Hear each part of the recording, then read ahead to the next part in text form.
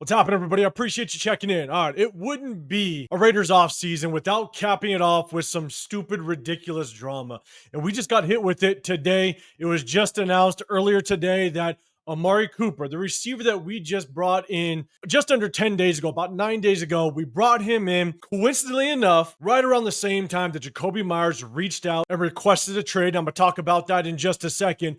But then the Raiders went ahead, the front office, and made the moves to bring in Amari Cooper. We bring him in, and very shortly after, he decides to make the decision and retire. I went live the day that the news dropped, and a lot of the Raider fan base and other content creators, they're pretty excited about it. Some of this fan base really thought he was going to come in and be a receiver that was going to help this offense thrive in the 2025 season. And look, I went on, I posted a video, I went live, and I stated these two things. I was going to reserve my judgment of this signing based on what we did with Jakobi Meyers. Again, it was just coincidence that Jakobi Meyers requests a trade, and then we bring on Amari Cooper. And so my question was it just coincidence, like John Spytek stated, or was Amari Cooper going to be the replacement of Jakobi Meyers? And at some point, either before the season started or midway through the season, possibly around that trade deadline, were we going to move on from Jakobi Meyers and rely more on Amari Cooper to be one of the top targets in this receiver room? And if we moved on from Jakobi Meyers at any point within this season and Amari Cooper was the replacement, I was going to be extremely pissed off that that's the move that we made,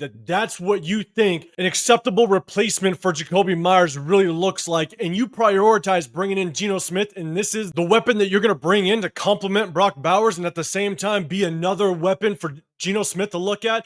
I think it would be an absolutely stupid and dumb decision for John Spytek and Pete Carroll to make this move if he's the Jakobi Meyers replacement.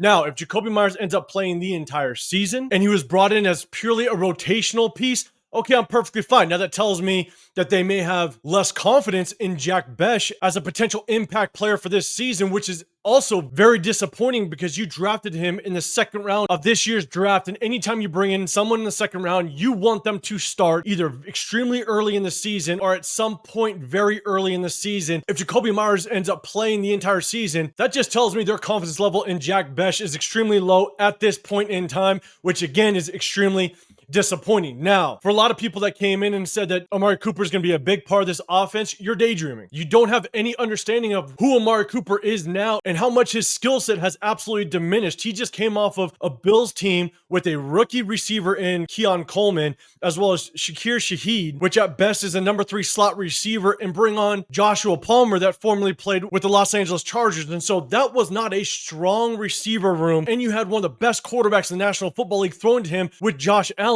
and you decide to move on from Amari Cooper. And now we probably know why, because Amari Cooper has lost the desire to play this game. And it's shocking to me that John Spytek and Pete Carroll couldn't see that going through their own evaluation process. And so now this leaves us with only 4 receivers currently on the depth chart. We obviously have to add another receiver to this roster. The likely move that we're going to see with only 3 days left until our very first game to open up the 2025 season is we're probably going to bring somebody up from the practice squad. Could it be someone like an Alec Bachman that actually had a pretty good preseason, or is it someone like Cedric Jackson that kind of brings a little more speed to the football field and also flashed in his own right during the preseason? So let me know in the comment section down below, who do you think we're going to bring in to replace Amari Cooper? Is it going to be someone from the practice squad, or is it going to be someone left over in free agency that again may have little to no impact to this receiver room or to this upcoming season? Before I go back up to the big screen, one thing that I did say again when I went live, when I dropped a video the day that we brought on Amari Cooper, was that look, he's past his time. I had no expectations for Amari Cooper to have a positive impact on this upcoming season. I said at best he would probably get 12 to 15 reps a game as purely a rotational piece, or if someone went down, at least you have a veteran to potentially come in and play a serviceable role again if an injury were to happen. And so I had zero expectation for Amari Cooper to have a positive impact on this upcoming season. So again, I'm going to kind of go back up to the big screen, but if you guys can, do me a favor, hit that like button, subscribe, turn those notifications. My next giveaway is at 5,500 subscribers. So if you want to be included, just hit that sub button. I definitely appreciate it. And I'm also going to go live either tomorrow to kind of break this whole thing down, but also chop it up with you guys regarding our week 1 matchup against the New England Patriots. But at the same time, I will be going live on Sunday evening after the game for a post-game reaction. So definitely hit that notification so you know when that live does go down. So look, let's talk about two things. I'm going to talk about Jakobi Meyers, right? And everybody was all pumped about bringing Amari Cooper in. There's a lot of people that were excited about it, but at the end of the day, this is what we get. You bring in a guy like this, and all of a sudden,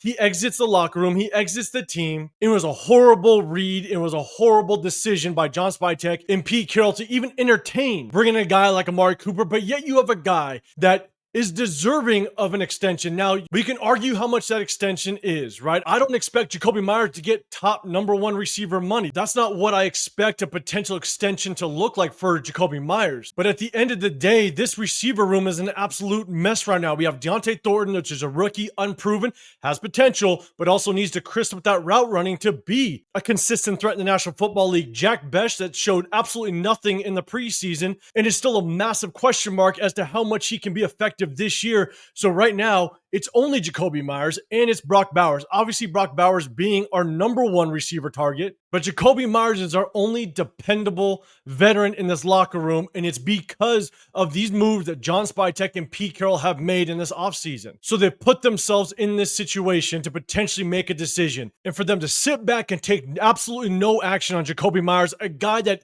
continues to attend practice, a guy that continues to work out with his team, is going to be set and ready for week 1 against the New England Patriots. You basically give him a flat no based on what Jakobi Meyers said out of his own mouth, that he asked for the extension and the Raiders said no. But then your next move is to go out and prioritize an Amari Cooper, an aging receiver that brings nothing to this locker room. But then 3 days before your very first game, in less than 10 days, he decides to announce his retirement and walk away from this locker room and this team. That's the guy that you prioritize. That's the guy, again, according to John Spytek, that you were in talks. You were in evaluations of Amari Cooper for a long time prior to making this decision.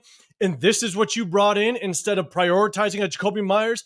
Please make that make sense and let me know what message that sends to not only Jakobi Meyers, the rest of this receiver room, the rest of this offense, and this entire Raiders roster. That's what you decided to prioritize, was an Amari Cooper over Jakobi Meyers. So if we don't see a Jakobi Meyers extension in the very near future, I believe that this could be a stain on John Spytek, potentially Pete Carroll, whoever led that decision of bringing Amari Cooper in. I think this potentially could be a pretty big stain on John Spytek in his first year as a GM. And now I want to touch a little bit on John Spytek specifically, because as much as he's made some good moves, right? You got a great deal out of maxxcrosby, and I touted him. As soon as we signed maxxcrosby, I thought it was a move that he was playing chess where everybody else was playing checkers, because he got him in the building and inked him up before the absolute run on edge rushers went. So it was a great deal. He brought in Malcolm Kuntz at a very good deal. He got my guy, Adam Butler, on an extremely good deal. I think he has made some good moves, but as of recent, his ability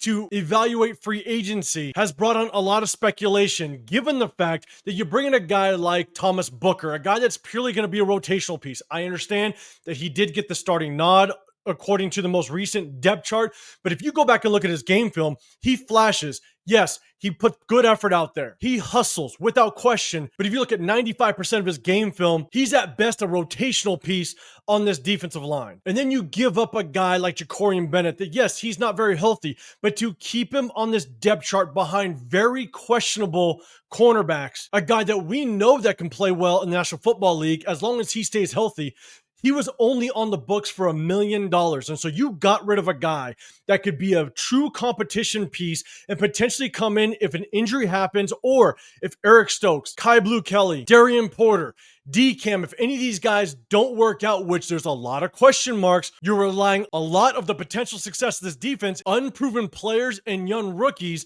You couldn't keep a cornerback on this roster as a depth piece that just was on the books for $1 million, and you went and got a rotational piece on the D-line. It makes me question John Spytek's ability to really evaluate talent. And then you top that off with, again, I'm not saying Thayer Mumford was good. I'm not saying that at all. But you get rid of Thayer Mumford and you bring in a guy that is just as bad, and I would say even worse than Thayer Mumford, in Stone Forsythe. We broke down his game film. I looked at 3 separate games out of this guy, and he is absolutely terrible. And I'll tell you right now, Geno Smith knows how bad Stone Forsythe is. And if any single one of our offensive tackles gets hurt and Forsythe has to enter the game, that's going to play a mental game with Geno Smith. And Geno Smith's quarterback clock is going to go off a lot quicker. And I guarantee you Geno Smith is going to bail much quicker if he knows Forsyth has to enter this football game. So again, there are people out there that might say, look, it's not that big of a deal. Amari Cooper was going to be a big piece anyways, because yes, some people have said that. I don't think that Amari Cooper was going to be a big part of this offense either. But here's the thing. It's all about the decision-making of this front office and John Spytek and the moves that have been made as of recent. And these are things that I'm really starting to question. Again, I understand he's a first-time GM, so there's going to be some bumps in the road, and I understand that. But again, for him to come out and say that they've been talking to Amari Cooper, and you missed this, that he could be on the verge of retirement just shortly after we signed him and brought him in this locker room, again, could be a potential very big stain on John Spytek if he continues to make moves that, one, don't make any sense, but also don't pan out to benefit this team and could potentially be a detriment to this roster and have a negative impact on other players. Because again, the way this Amari Cooper thing all played out, and you got Jacoby Myers sitting there coming to practice, ready to play for this team, his teammates, and this entire organization, and this is what you're doing to him, it really just pisses me off, to be dead honest. So again, guys, I appreciate, just want to jump on here, kind of give you my take. I might go live tomorrow to kind of chop it up even more, but also talk about our week 1 matchup. So definitely hit that notification, tap into that. But I will, without question, go live Sunday night with my guys in the Raider War Room, and we'll hit you with our post-game reaction to our week 1 matchup against the New England Patriots. So I definitely appreciate you. If you can, hit that like button, subscribe, turn those notifications. My next giveaway is at 5,500 subscribers. So if you want to be included, hit that sub button. I definitely appreciate it. If I don't see you, if you don't check in before game time, enjoy the game, but definitely check in post-game and chop it up with us in the chat. I definitely appreciate you. Have a great rest of the day, and I'll see you on the next one. I'm out of here.